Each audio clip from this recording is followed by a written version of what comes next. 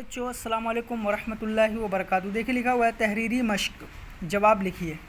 سوال نمبر 1 ہے خلا کس کو کہتے ہیں؟ خلا جس جگہ کشش اور ہوا کم ہو جاتی ہے یا بالکل ختم ہو جاتی ہے اسے کیا کہتے ہیں؟ خلا، اسے خلا کہا جاتا ہے۔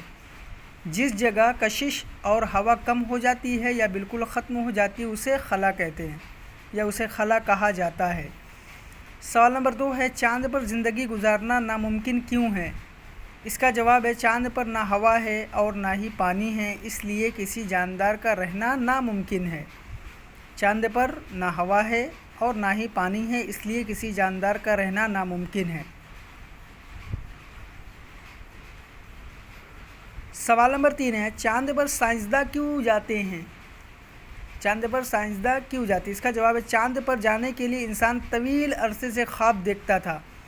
اس خواب کو پورا کرنے کے لیے اور چاند پر زندگی گزاری جا سکتی ہے یا نہیں اس کی تحقیق کے لیے بھی سائنسداں چاند پر جاتے ہیں۔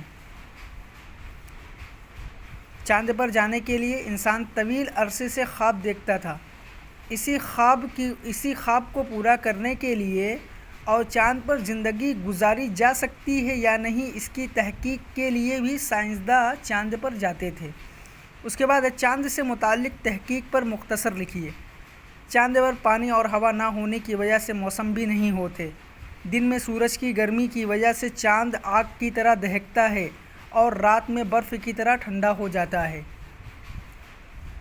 چاند پر پانی اور ہوا نہ ہونے کی وجہ سے